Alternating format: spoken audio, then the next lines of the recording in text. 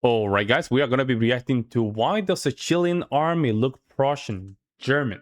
Thank you so much for the support, guys. That's a great question. I don't know why. We're going to react to this. Maybe we're going to get some backstory. What's the reason? Make sure you guys subscribe to the channel. Let's jump in and see what's going on. The Prussian army's fame in the 19th century came from decisive victories against Austria and France, and its troops were renowned for their discipline and efficiency.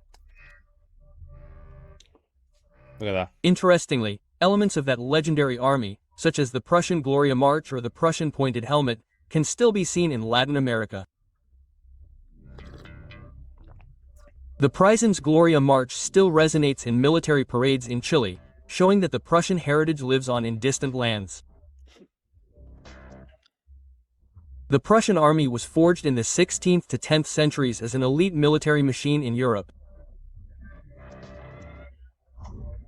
Under the leadership of Frederick the Great, Frederick II of Prussia, Prussia gained prestige for its organization and tactics in the Silesian Wars and the 7 Years' War. So much so that the motto was coined. Prussia is not a state with an army, but an army with a state, reflecting the primacy of the military in its society. Following Napoleon's defeats, reformers such as Scharhorst and Gneisenau modernized the Prussian army with conscience and new training methods. In the 19th century, under Otto von Bismarck as Chancellor, Prussia once again triumphed.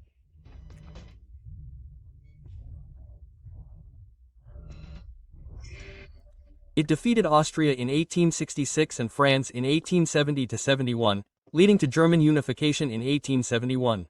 The army became a model for many nations due to its discipline, distinctive uniforms such as the pointed pickle helmet, and powerful marching music.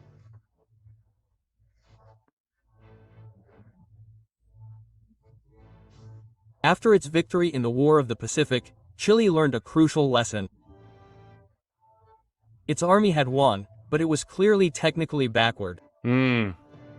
Backwards how? President Domingo Santa Maria, drawing on his military experience, determined that the Chilean army needed to be modernized in a European fashion.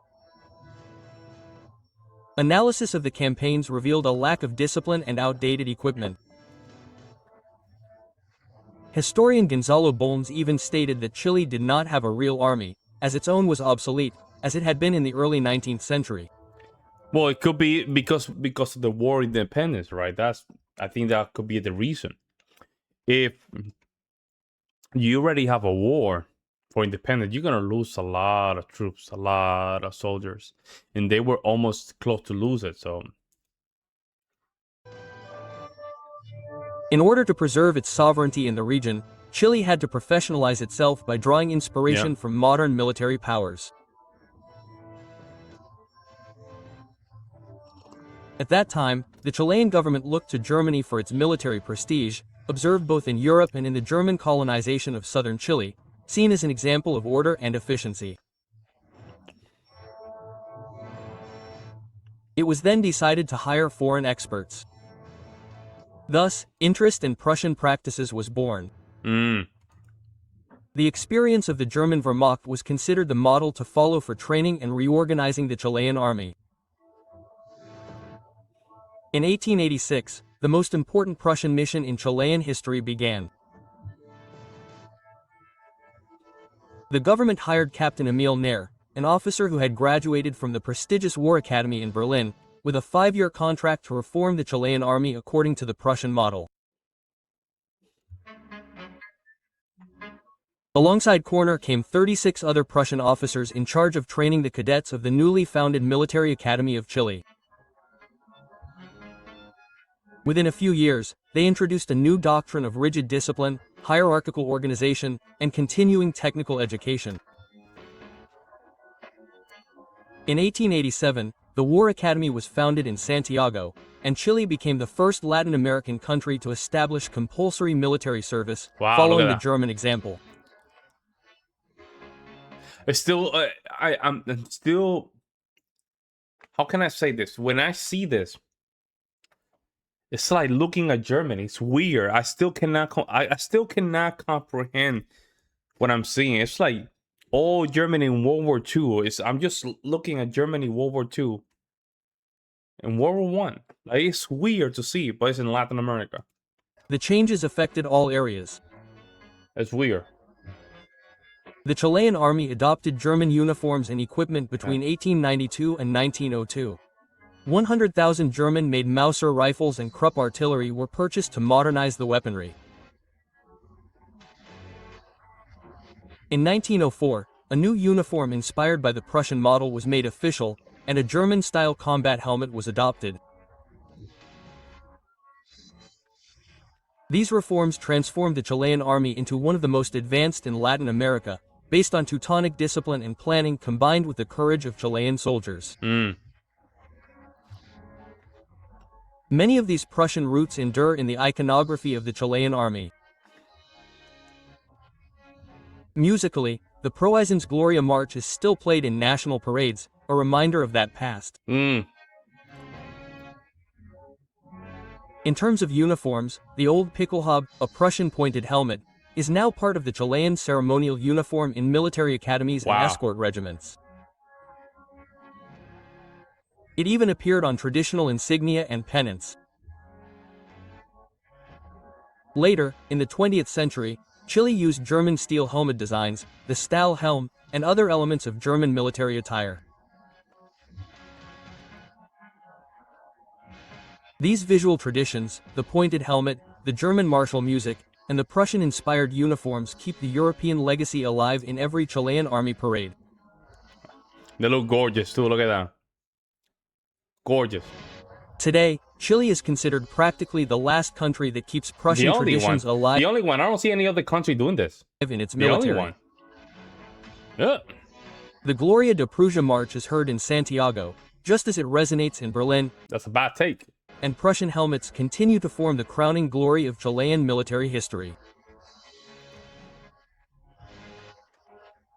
In contrast, the modern German army abandoned these symbols after World War I in Chile. On the other hand, they have become an ingrained part of its military identity. They shouldn't have done that. They shouldn't have done that. This continuity shows how a piece of European history was shaped in South America.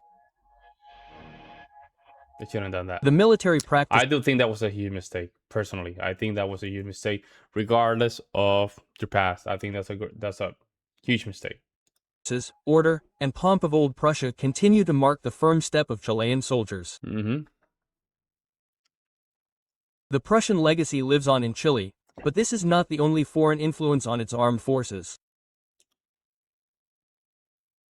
If you want to discover why the Chilean Navy looks like a copy of the British Royal Navy, I invite you to watch that video in the tag above or on the final screen. So here's the thing, though. Here's the thing. I personally think Germany should just go back and just adopt some of these old traditions. That's personally me. I think was a huge mistake. Like, if you think about it, during the 19th century, in the beginning of the 20th century, the military, the German military was one of the biggest ones. And I think it's because of the discipline. The discipline.